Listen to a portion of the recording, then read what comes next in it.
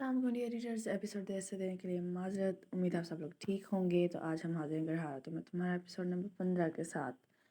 16 साल बाद वो लड़की इस अंधेरे कमरे में दीवार से टेक लगाए बैठी थी और अपनी मौत का इंतजार कर रही थी। 16 साल से वो यही तो कर रही थी। जब कोई दरिंदा उसकी इज्जत को तार तार करता वो अपनी मौत की दुआ करती, मगर अगले रोज़ मौत की बजाय एक नया दरिंदा आ जाता। आज भी दरवाज़ा खुलने की आवाज़ पर उसने दर्द और जब से आंखें भींची थीं।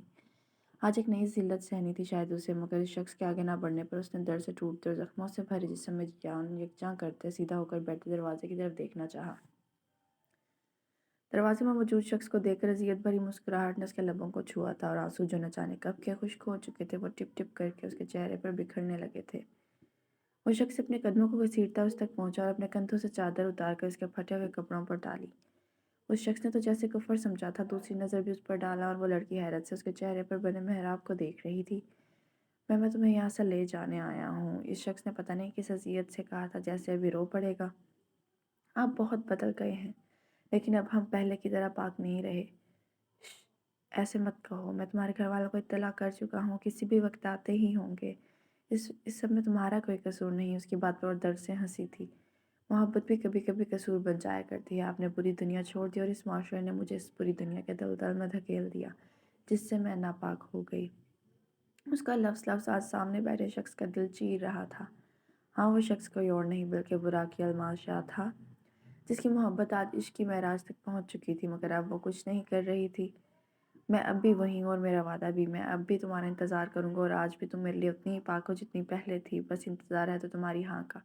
वो शख्स का सब्र देख कर रह गई। क्या था वो शख्स, ऐसे क्या देख रही है? वो उसे यकटक अपनी तरफ देखता पाकर रंजो मलाल से बोला, देख रही हूँ, एक मैं हूँ जो वादा वफा ना कर पाई और एक आप हैं जो अपने वादे को आज तक वफा किए बैठे हैं।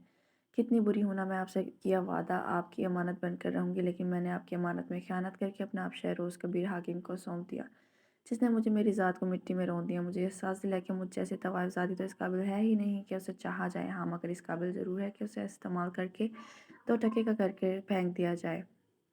वो सुर्ख रंग आंखों से बोली तो वो चटक उठा। बस बस करो गज़ल, और नहीं सुन सकता, इसमें तुम्हारी गलती नहीं है। वो दांत खींचकर खुद को अजियत से निकालने की दगदो करते बोला, क्यों क्यों नहीं है आप में सुनने की हिम्मत? जब एक पर किरदार होकर ये सब करने की हिम्मत रखती हूँ तो आप सुनने की क्यों नहीं रखते?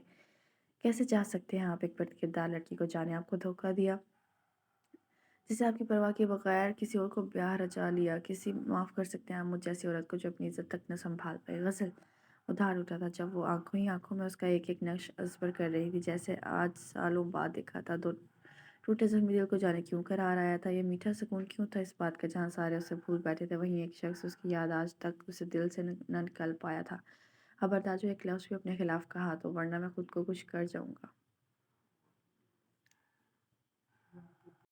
एक ख्वाहिश मानेंगे मेरी? वो बेजान होती आंखों से उसे देख कर बोली, जो उसका लहजा सुनकर खौफ महसूस कर रहा था। न जाने अब वो उसके दिल पर क्या क्या ढाने लगी थी। जो कहोगी आंख बंद करके करने को तैयार हो। शर्त यह है कि उस ख्वाहिश से तुम्हें किसी किस्म की अजियत ना हो। वो भी अपने महबूब की एक एक अदा से वाकिफ था, कैसे न जानता उसकी ख्वाहिश में भी कांटों की सी अजियत होगी। हा हा हा, वो टूटे कांच की सी चुभन की तरह हंसती थी। कैसे जान लेते हैं आप मुझे इतनी अच्छी तरह, जिस तरह मैं खुद को भी नहीं जानती?